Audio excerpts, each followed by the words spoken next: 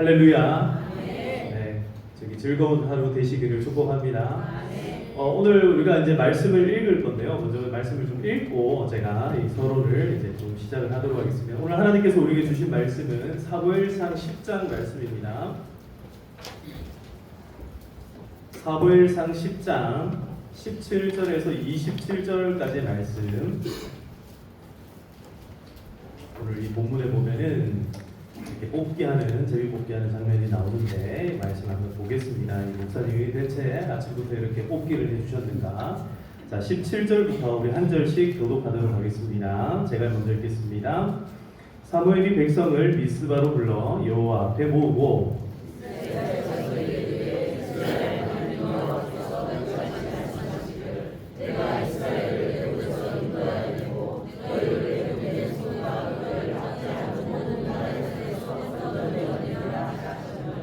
너희는 너희를 모든 재난과 고통 중에서 친히 구원하여 내신 너희의 하나님을 오늘 버리고 이르기를 우리 위에 왕을 세우라 하는도다. 그런즉 이제 너희의 지파대로 1000명씩 여호와 앞에 나오라 하고 너희의 이스라엘 모든 지파를 가까이 오게 하였더니 베냐민 지파가 뽑혔고 베냐민 지파를 그들의 가족별로 가까이 오게 하였더니 마드리의 가족이 뽑혔고 그 중에서 기스의 아들 사울이 뽑혔으나 그를 찾아도 찾지 못한지라. 그러므로 그들이 또 여호와께 묻되 그 사람을 여기로 만나니까 여호와께서 대답하시되 그러한 순복자들을 그들에게 주는 그들이 달려가서 거기서 그를 데려오매 그가 백성 중에 선이 다른 사람보다 어깨 위만큼 컸더라.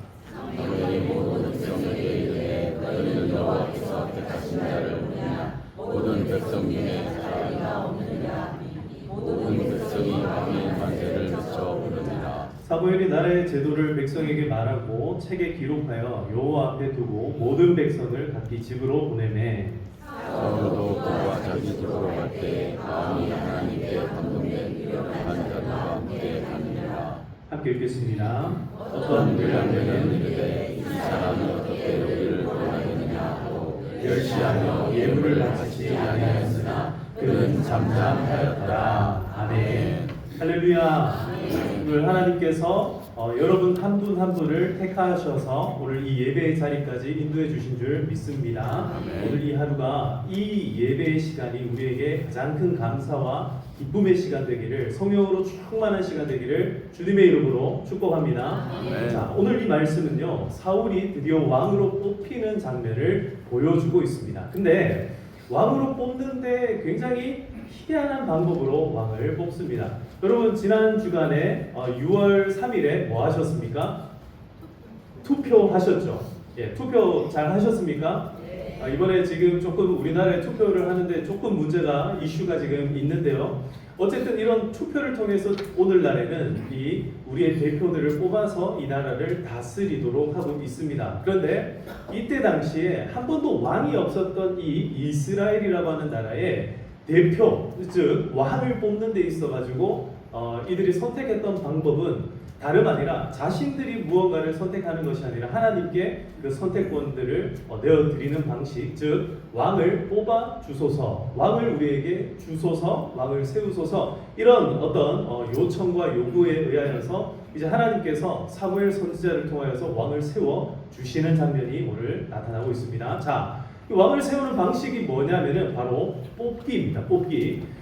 성경에 보면요, 하나님께서 백성들에게 이 제비 뽑기라는 아주 특별한 방식을 통하여서 역사하는 장면들이 많이 나옵니다. 이 제비라고 하는 단어는 히브리어로 오랄이라고 하는 단어인데요. 이 제비라는 것이 우리나라 어원에 의하면 두 가지 설이 있습니다. 이 제비라는 단어가 우리나라 순수 단어인데 짹짹짹짹 그 제비 말고 이 접이라는 단어와 그리고 뭡니까 이게 제비라는 단어. 그러니까 접이라는 것은 종이를 접다 할 때 그 단어, 접다 이게 종이를 접어가지고 이렇게 넣어놓은 거를 뽑을 때 이제 접이라는 단어로 사용됐다라는 설이 하나 있고요. 이 제비라는 것은 우리가 여러분 돌잔치 할 때 뭐 합니까?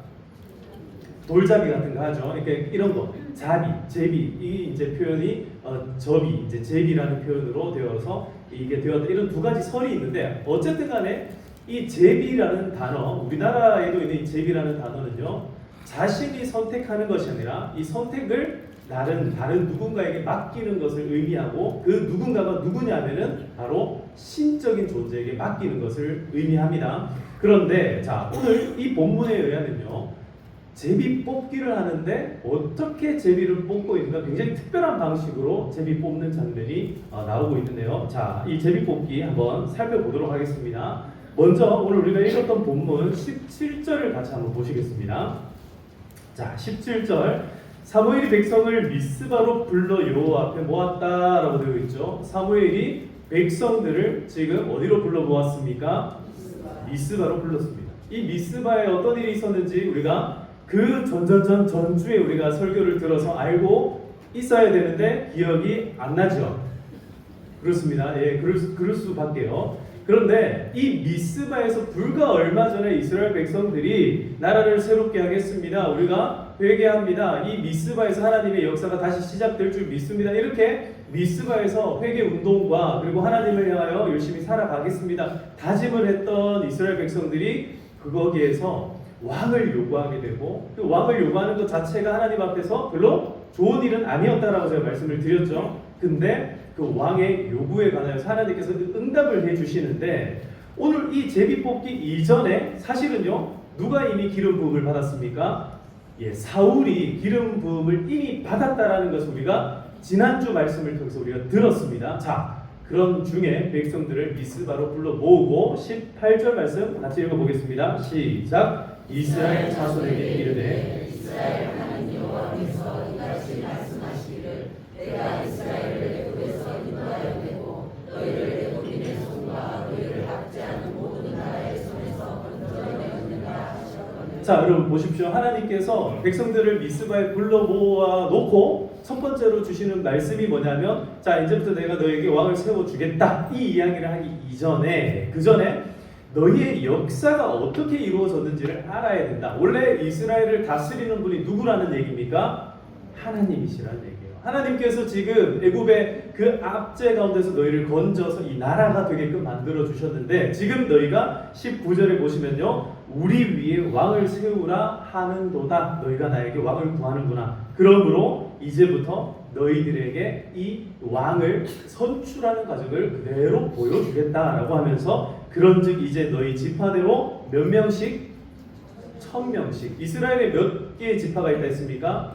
12지파가 있어요. 12지파 중에서 몇 명씩? 1000명씩 뽑았어요. 그러면 다 합치면 몇 명이 됩니까? 1200명이요? 예. 저랑 수학 실력이 비슷하신. 자, 12,000명의 장정들이 쫙 이제 섰습니다. 근데 이 제비를 뽑는 장면을 한번 보시겠습니다. 보시면요, 20절에 보시면 사무엘이 이에 이스라엘 모든 지파, 즉 몇 개 지파? 12지파 가운데에서 뽑습니다. 근데 누가 뽑혀요? 베냐민 지파가 뽑혔습니다. 자, 이거는 몇 분의 몇이 지금 뽑힌 거예요? 그렇죠. 12분의 1의 확률을 지금 딱 당첨이 된 겁니다. 자, 이제 그러면 베냐민 지파의 남자들이 이제 술렁술렁 하겠죠. 베냐민 지파의 남자들 지금 몇 명? 네, 1000명. 이제 이 1000명 가운데 한 사람이 뽑히게 되기 때문에 술렁술렁 했을 겁니다. 이제 21절에 보시면은 이 베냐민 지파 가운데서도 이 1000명 가운데 한 명을 탁 뽑는 게 아니라 이 1000명 가운데서 이제 어떻게 하냐면 21절 베냐민 지파를 그의 가족별로 가까이 오게 하였더니 누가 뽑혀요? 제가 이번 한 주간 설교 준비를 하는데 이것 때문에 얼마나 머리가 아팠는지 몰라요. 대체 저 마드리는 누군가? 마드리드도 아니고, 대체 저 마드리라는 사람은 대체 누구인가? 제가 아무리 살펴봐도 성경에 마드리의 가족이라는 단어는요, 여기 이외에 나오지를 않는 거예요. 그래서 제가 얼마나 골머리를 앓았는지, 눈만 감아도 마드리, 눈 떠도 마드리, 대체 마드리는 누구냐? 이 대체 마드리가 어디서? 그래서 제가 역대상 7장, 8장, 9장 살펴보면은 이 베냐민 지파의 족보, 사울의 족보, 이런 족보들이 쭉쭉쭉 나오고, 창세기에 보면은 베냐민의 아들들 얘기도 나오고, 그리고 저기 이제 사무엘 우리가 살펴본 요 본문에도 지금 베냐민의 얘기가 나오는데, 아무리 살펴봐도 베냐민 가문에 마들이라는 사람이 있다 없다? 없는 거예요. 그래서 제가 얼마나 한 주 동안 머리가 아팠는지 몰라요. 이거 어떻게 해야 되나? 대체 이걸 어떻게 이해를 해야 되는가? 그래서 결론 모르겠다. 제가 도저히 알 수가 없다. 그래서 제가 내린 결론 중에 하나가 뭐냐면 이 마드리의 가족이라는 것이 그냥 마드리라는 이름에 제가 빠져 있으니까 이 도저히 해결이 안 되는 거예요. 그래서 이 베냐민 지파 가운데 조금 뭔가 구분 지을 만한 무언가가 있을까 하고 쭉 살펴보니까 여호수아 말씀에 뭐가 있냐면 땅을 분배하는 장면이 딱 나오는 거예요. 이 땅을 분배하는 장면 가운데 여러 이제 지파별로 이제 땅을 분배할 때 베냐민 지파에게 분배했던 마을의 숫자가 몇 개인지를 살펴보니까 총 26개. 몇 개?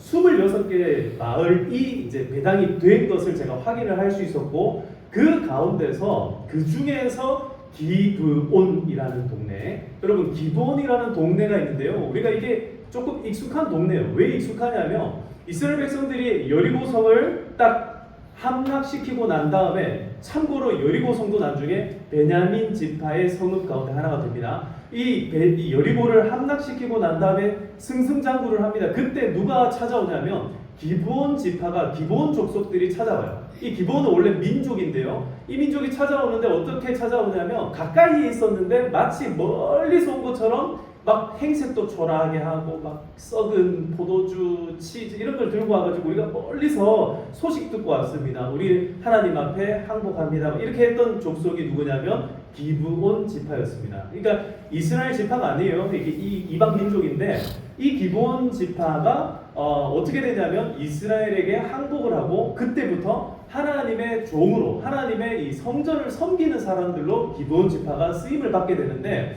이 기브온 땅을 차지했던 사람 중에 여이엘이라는 사람이 있고요. 이 여이엘의 이제 자식들 가운데 누가 있냐면 바로 이 사울의 아버지 기스의 아버지 이 넬이라고 하는 사람의 형제가 약 10명의 형제가 있는데 요거까지 제가 발견하게 된 거예요.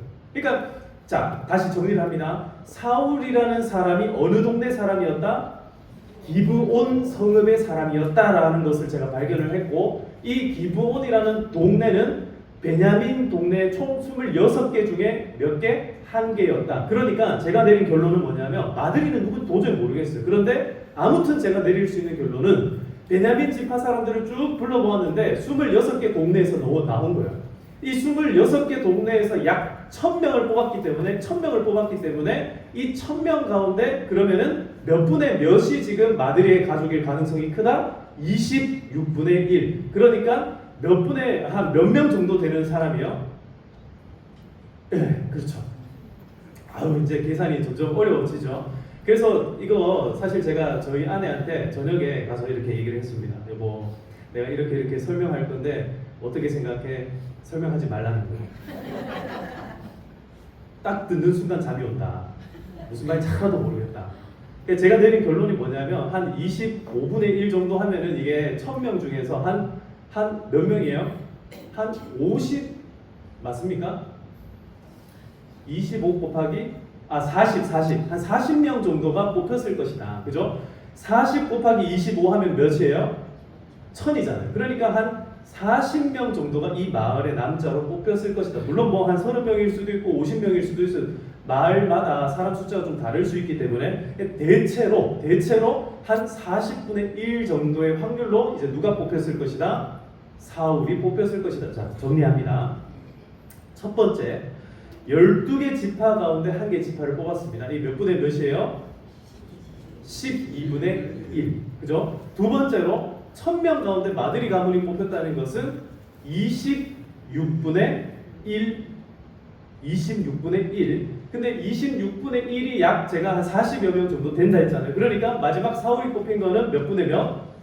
40분의 1. 이거 별로 중요한 거 아니에요.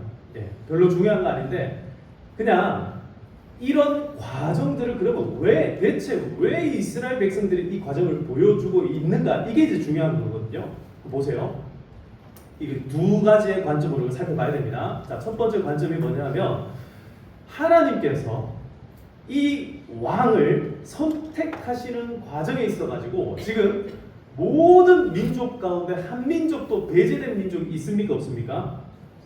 없죠. 그러니까 12지파 모두가 다 이 과정 가운데 다 포함이 되어 있었다라는 게 중요하다라는 거예요.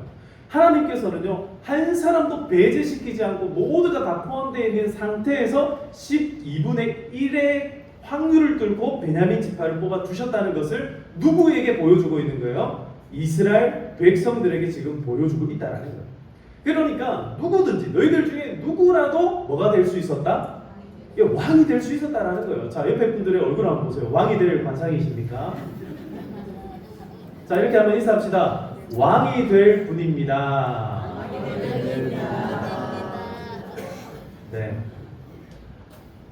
우리가 성경을 읽다 보면요 그런 말씀이다. 왕 같은 제사장으로 하나님께서 우리를 불러주셨다 이런 말씀이다. 실제로 하나님께서는 우리를 뭐처럼 생각하신다는 거예요? 왕처럼 제사장처럼 우리를 생각하고 계신다는 거예요. 근데 이스라엘 백성들은 지금 뭐를 사실 이 왕을 요구하는 것 자체가 뭘 포기하는 거예요? 내가 왕 되기를 사실은 포기하는 거예요. 내가 왕 되기를. 하나님께서는 우리를 왕 같은 제사장으로 세워주셨는데 그런데 이스라엘 백성들은 도리어 뭐를 요구합니까? 왕을 요구하는 거예요. 나를 다스릴 왕을 요구하고 있다는 것은 나의 이 왕과 같은 제사장과 같은 이런 지위들을 다 내려놓겠다라는 거예요. 누군가의 종이 되겠다라는 거예요. 우리가 이제 이 제비라는 단어가 영어로 로트라는 단어이거든요. 여러분 로트, 이탈리아어로 로또. 여러분 로또 뽑아 보셨습니까? 로또 당첨돼 보셨습니까? 안 돼요. 잘 안 되죠. 그런데 오늘 하나님께서는 그 로트를 여러분들을 뽑아 주셨다는 거 여러분 믿으십니까? 여러분 우리가 지금 몇 분의 몇의 확률로 지금 여기에 와 앉아 있는지 모른다라는 거예요.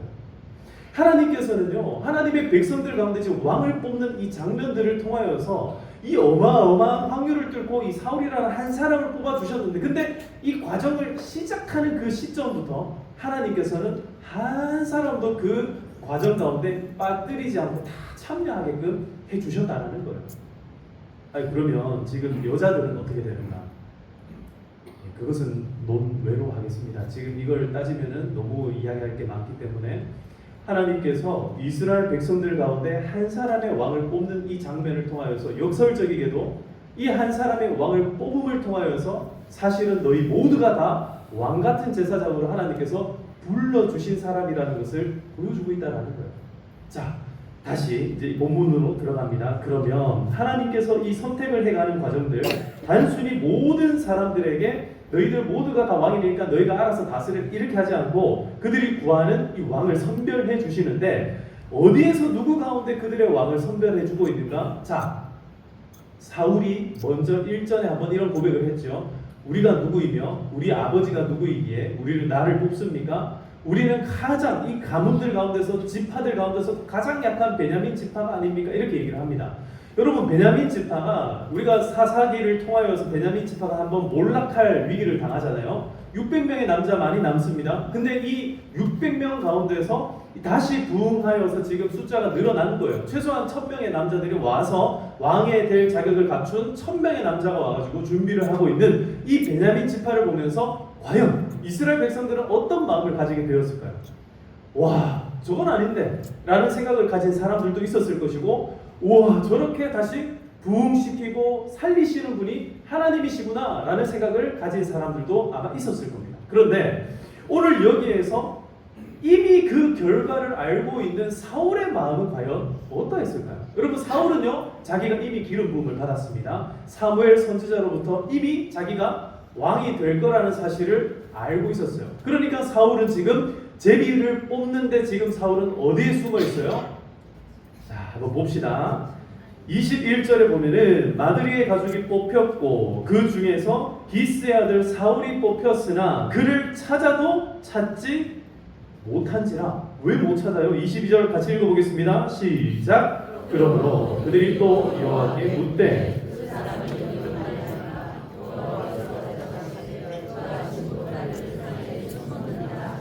지금 사울이 어디 숨어 있어요? 여러분 사울은요 이 지금 제비 뽑는 그 순간부터 이 지금 이 선출 과정이 시작되는 그 순간부터 누가 될 걸 알았어요? 자기가 왕 될 걸 알았어요. 근데 왕 될 걸 알았던 사울은 지금 정작 어디 숨어 있습니까? 진 보따리 사이에 숨어 있어요. 이 말은 지금 왕이 되는 것을 사울이 기뻐하는 거예요? 두려워하고 있는 거예요? 두려워하고 있는 거예요. 그 왜 사울은 이 왕이 되는 것을 두려워하고 있었을까요? 예, 물론 겸손했기 때문에 그렇다라고 많은 사람들이 이해를 합니다만은 단순히 겸손하기 때문에 이런 행동을 보이는 것이 아니에요. 실제로 왕이 된다는 것이요, 이 사울의 입장에서는 굉장히 두려울 수밖에 없는 일이다라는 것을 사울은 뼈저리게 알고 있었어요. 왕이 된다는 것이 어떤 의미를 가집니까? 수많은 사람들이 서로서로 그들 가운데서 서로서로 왕 되고 싶은 사람들이 이미 그들 가운데 있었다라는 거예요. 그들 가운데 자, 이 왕을 선출할 때에 이런 방식으로 선출할 거라는 것을 이 사람들은 일전에 알지 못했어요. 그러니까 어느 지파에 어느 유력하고 또 힘이 있는 사람들은 내가 꼭 왕이 되지 않을까?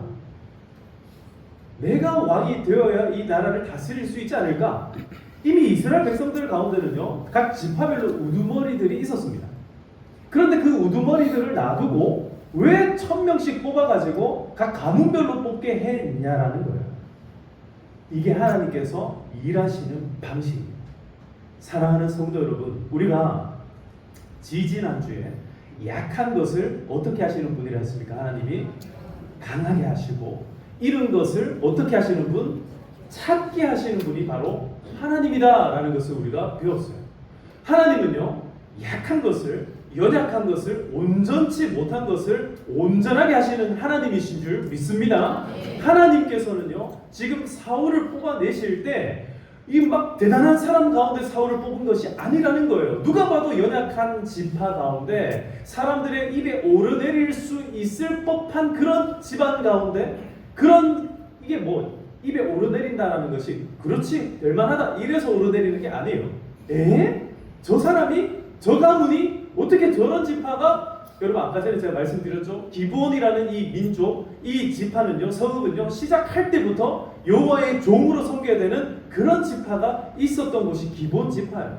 그런 지파와 함께 지내고 있는 가문인데 이 지파가 어떻게 하나님의 이 왕으로 세움받는 이런 지파가 될 수 있는, 적어도 한 유다 지파 정도 돼야 되지 않냐, 르우벤 지파나 므낫세 지파 정도 되어야 왕이 나올 만한 가문이지 않을까, 요셉 이런 가문에서 나와야 되는 거 아닌가 생각할 수 있다는 거예요. 그런데 오늘 하나님께서는 제일 끄트머리에 있는 베냐민 지파에서, 그것도 진보다리 속에 숨어있는 사울을 통하여서 왕을 세우고 있다.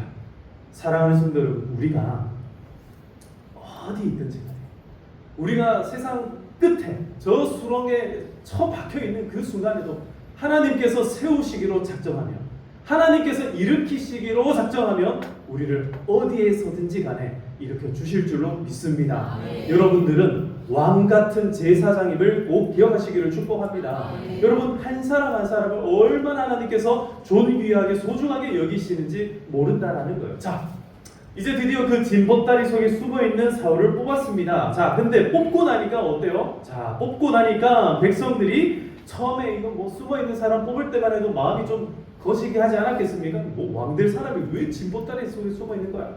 근데 23절을 한번 보겠습니다. 23절 다시 읽어봅니다. 시작. 그들이 달려가서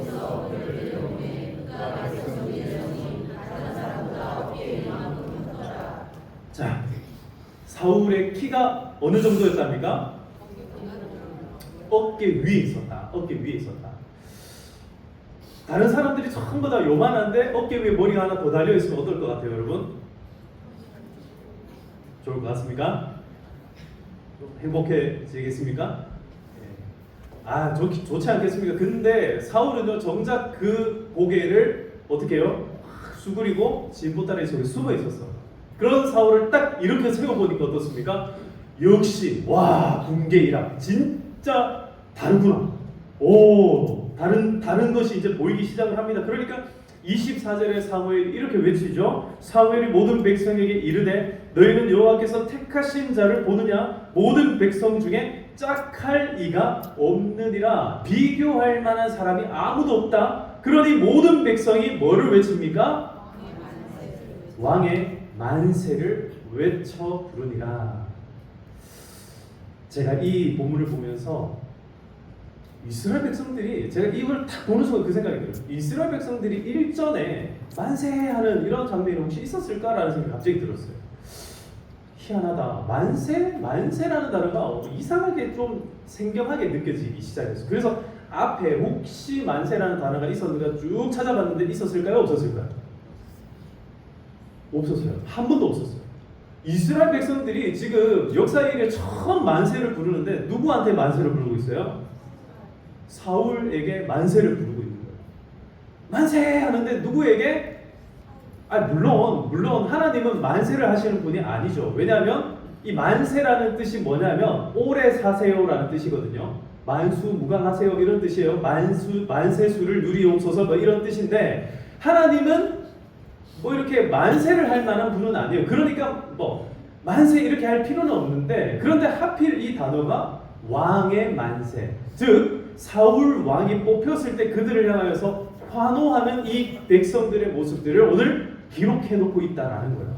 그러니까 이스라엘 백성들이 사실 왕이 뽑혔을 때 사실 누구에게 박수를 쳐야 됩니까? 하나님께 감사의 박수를 보내야 되지 않습니까? 와! 너무 멋있다. 와, 너무 잘생겼다. 키도 크고 와, 환호하고 이렇게 하는데 지금 누구에게 이 환호를 보내고 있는 거예요? 사울에게. 왕의 만세를 지금 외치고 있다. 사랑하는 성도 여러분, 오늘 이 본문을 보면서 우리가 기억해야 될 두 가지 사실이 있어요. 그것은 뭐냐면 첫 번째로는 하나님께서 택하신 자라는 이 문구 가운데 하나님께서는 뭐 하시는 분이다? 선택하시는 분이다. 하나님은 뭐 하시는 분이다? 선택하시는 분. 오늘 누구를 선택했습니까? 사울을 선택하신 분이에요. 근데 사울의 선택하는 과정들을 우리가 지금 길게 약 3주, 4주에 걸쳐서 쭉 살펴보고 있는데 사울이 선택받을 만한 사람입니까? 선택받지 못할 만한 사람입니까? 어떤 부분에서는요, 선택해놓고 보니까 키도 크고 잘생기고 준수하고 선택할 만한 사람인 것처럼 보여요. 그러나 사울의 가문을 보거나 사울의 성정을 보거나 이 사람은 짐 가운데 숨는 사람이에요. 아주 부끄럼 많은 샤이한 사람이에요. 이런 사람이 어떻게 사람들을 다스릴 수 있겠냐라는 거예요.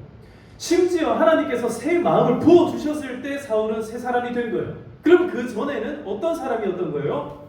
옛 사람을 가지고 살았던 사람.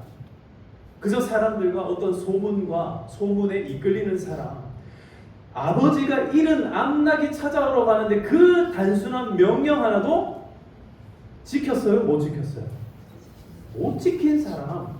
그게 바로 사울의 인생이었습니다.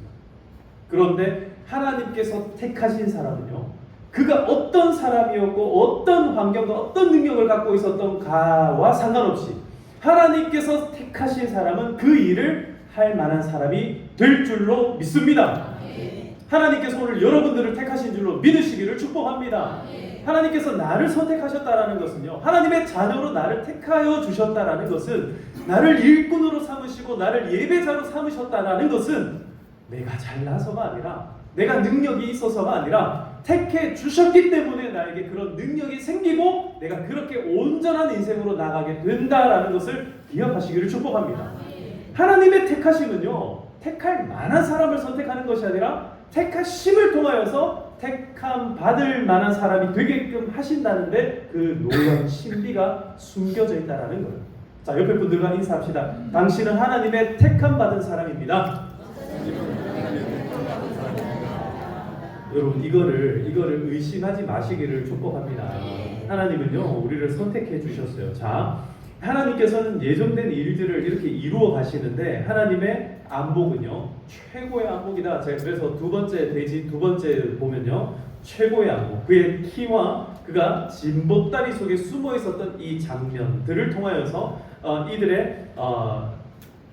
이들의 사람들은 볼 수 없는 것을 하나님께서는 보시고 진보다리 속에 숨어 있는 사울을 캐낸 것처럼, 마치 이 막 흙 속에 묻혀 있는 진주를 캐낸 것처럼 하나님께서는 사울을 보여주신다라는 거예요. 그러므로 하나님의 안목은 역시 최고의 안목. 여러분들에게 사람 보는 눈이 좀 부족합니까? 나에게는 안목이 없어라는 생각이 드십니까? 그럼 그 안목을 누구에게 맡기면 되겠습니까? 예, 하나님께 맡기시기를 축복합니다. 하나님께 맡기면요, 되는 거예요. 자, 마지막으로 감동된 유력한 자들을 붙여주셨다. 자, 여러분, 이 이제 모든 일들이 다 마치고 난 다음에 25절에 보시면 모든 백성을 각기 집으로 보냅니다. 근데 집으로 보낼 때에 그 백성들 가운데 두 가지 반응으로 나눠졌다라는 것을 보여주고 있는데요. 26절과 27절에 두 가지 부류의 사람이 나옵니다. 26절 같이 읽어봅니다. 시작. 사울도 기브와 자기 집으로 갈 때에. 자, 여기에 사울과 함께 간 사람들은 어떤 사람들이에요?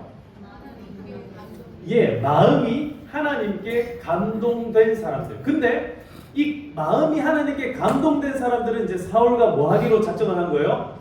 한마음 한뜻이 되어가지고 나라를 다스리는데 도움을 주기로 작정한 사람들이요. 근데 반대편에 27절에 이런 사람들도 나옵니다. 어떤 불량배는 이르되 이 사람이 어떻게 우리를 구원하겠느냐 하고 뭐합니까? 멸시합니다.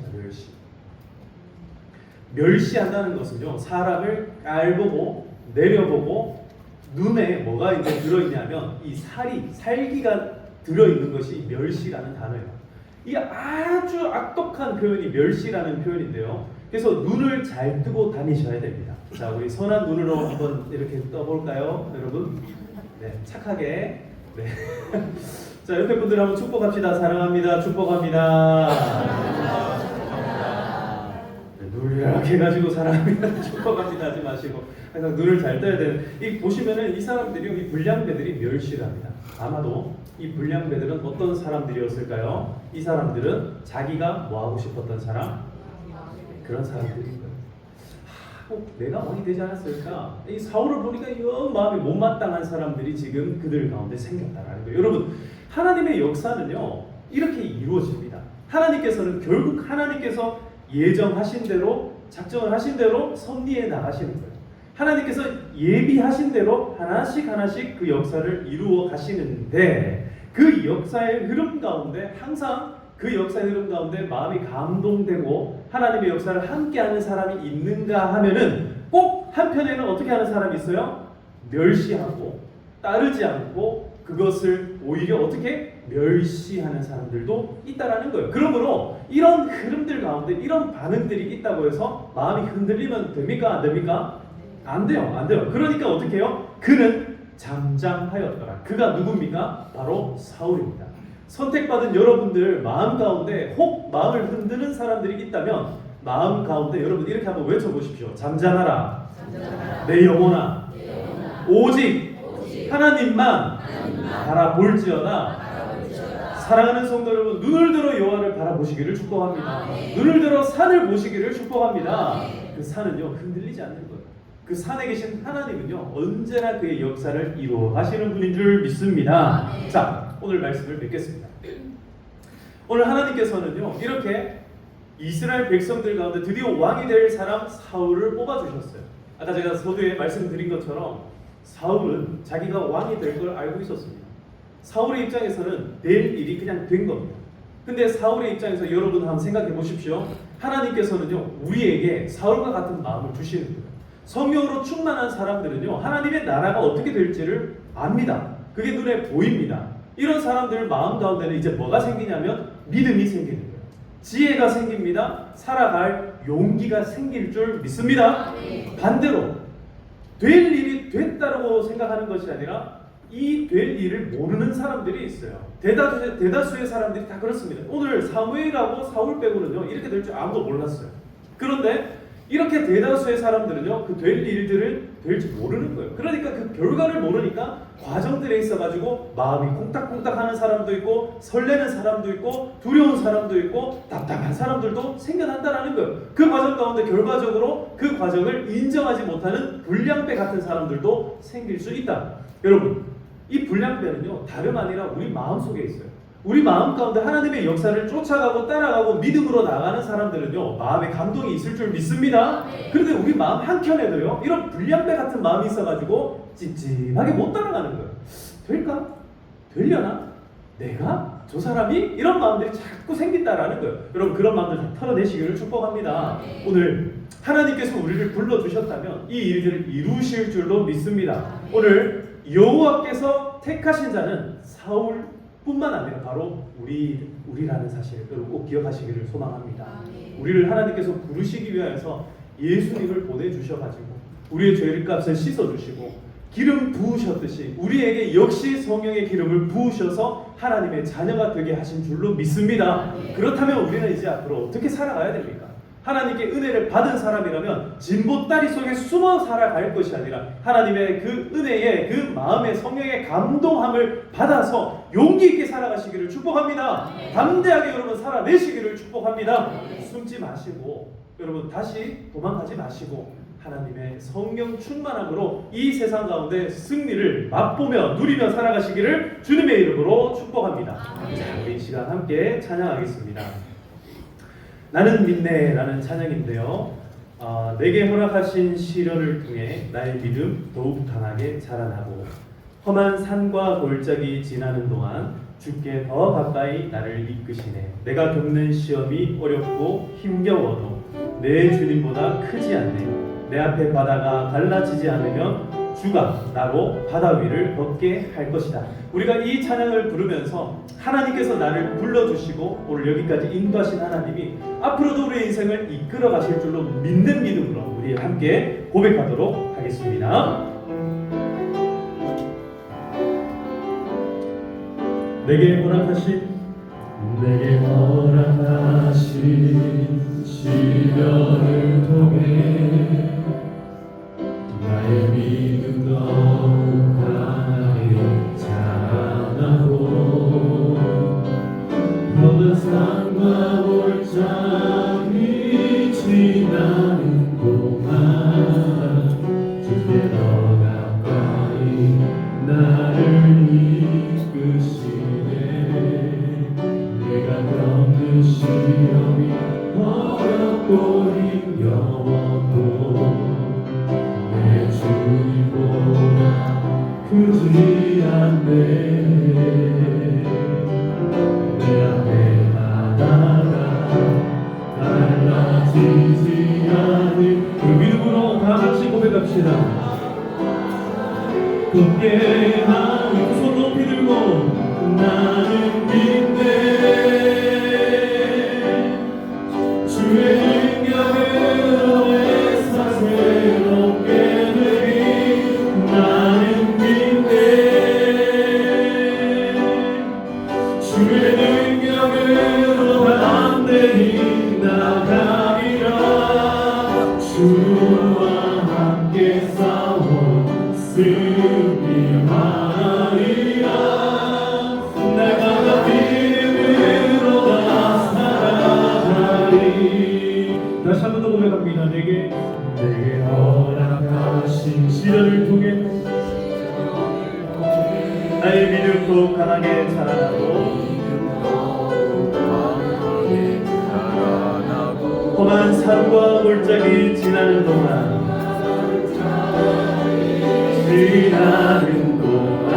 주께 더 가까이 나를 이끄시네. 내가 겪는 시험이 어렵고 힘겨워 내 주님보다 크지 않네. 내 앞에 바다가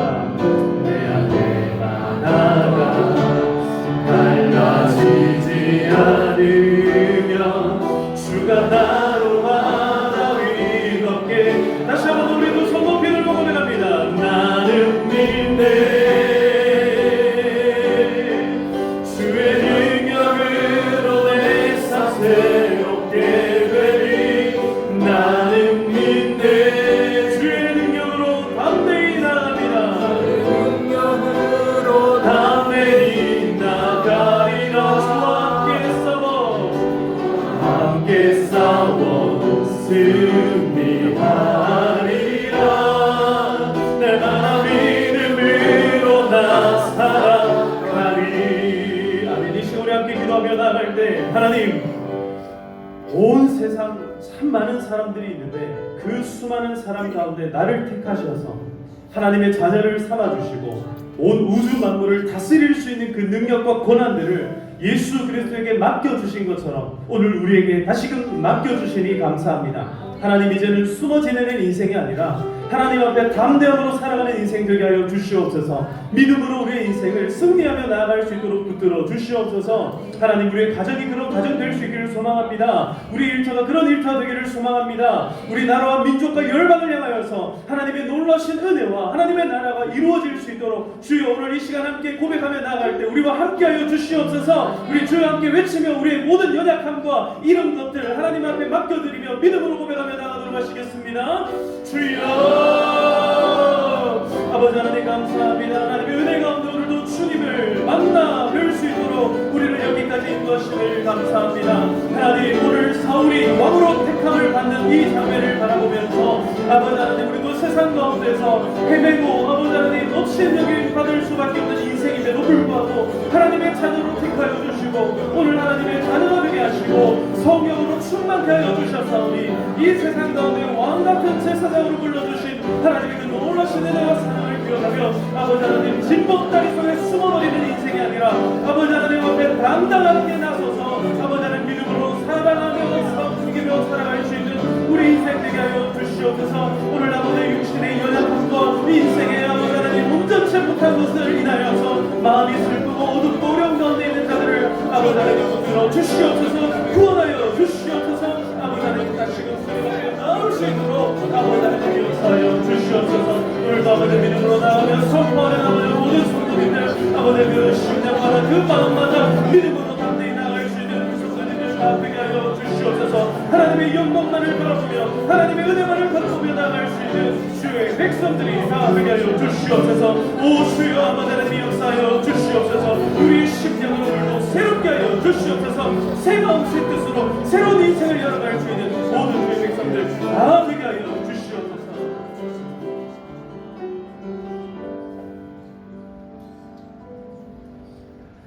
사랑과 은혜가 풍성하신 아버지 하나님 감사합니다. 오늘도 우리의 삶 가운데 우리를 친히 택하사 주의 자녀가 되게 하시고 하나님 나라의 귀한 일꾼들로 삼아주시니 감사드립니다. 무엇보다 하나님 오늘 이 예배의 자리에 함께 나와 예배드리는 모든 성도님들의 마음마다 하나님 오늘 새 마음을 부어주시고 새로운 인생을 살아갈 수 있도록 주여 역사하여 주시옵소서. 오늘도 주님 앞에 나온 모든 성도님들 그 마음과 하나님 그 정성을 기억하여 주시고 그들의 모든 기도 가운데 하나님 선하게 응답하여 주시옵소서.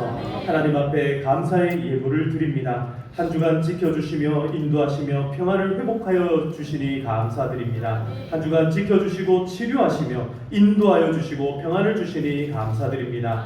마음의 소원을 아시는 주님 감사드립니다. 우리의 삶의 주관자 되신 하나님께 감사드립니다. 하나님이 기뻐하시는 삶을 살아가게 하여 주시옵소서. 하나님 깨끗하게 치료하실 줄로 믿고 감사드립니다.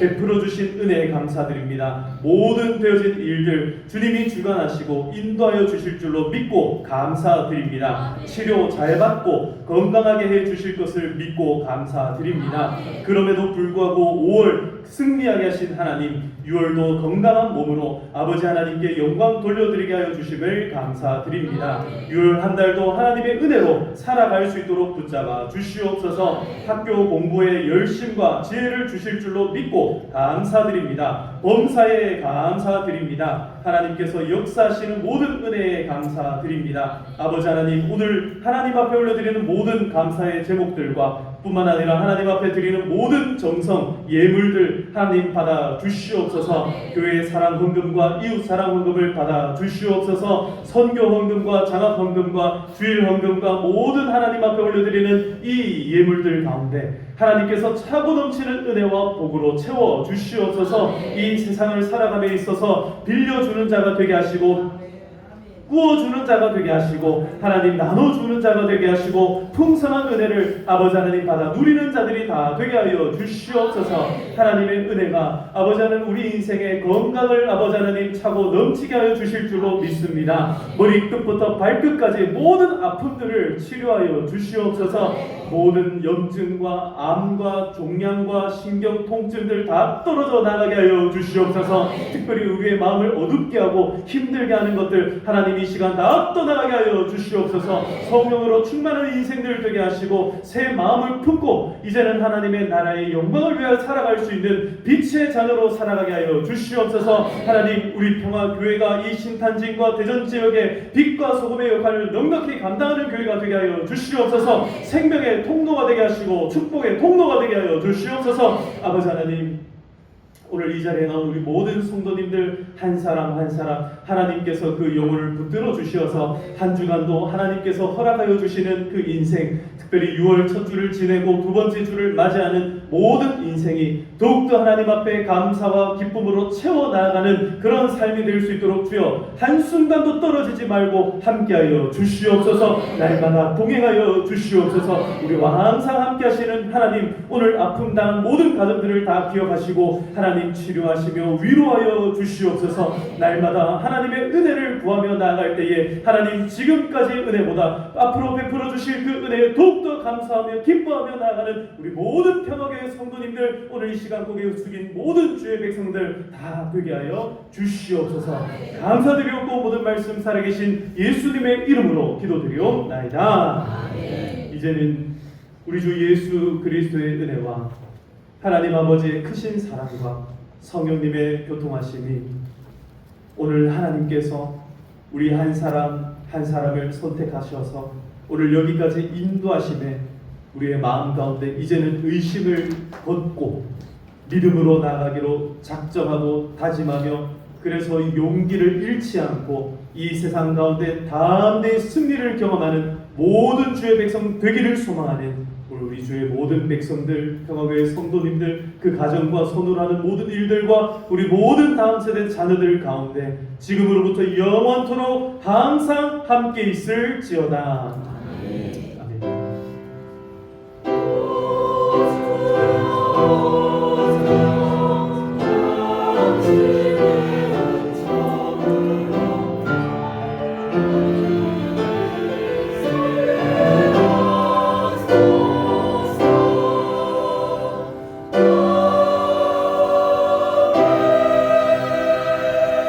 할렐루야. 우리 하나님 앞에 영광의 박수 올려드리겠습니다. 하나님의 은혜 가운데 오늘도 평안한 한 주 되시기를 축복합니다. 네, 오늘은 우리 평화교회 구역별 소풍이 있는 날입니다. 그래서 오늘 점심은 준비가 되지 않았고 이제 구역별로 행복한 시간들을 보내시기를 바랍니다. 이번 주부터 축복송이 이제 바뀌었습니다. 그래서 바뀐 축복송으로 같이 축복하도록 하겠습니다. 옆에 분들에게 이렇게 인사합시다. 사랑합니다. 축복합니다. 손을 내밀어서 같이 축복하겠습니다. 여호와는 너에게 복을 주시기를 원하며 너를 지키시기를 원하시며, 여호와는 그 얼굴을 너를 향하여 드사 은혜와 평강 주시기 원하노라. 여호와는 너에게 복을 주시기를 원하며 너를 지키시기를 원하시며, 여호와는 그 얼굴을 너를 향하여 드사 은혜와 평강 주시기 원하노라. 너를 보배롭고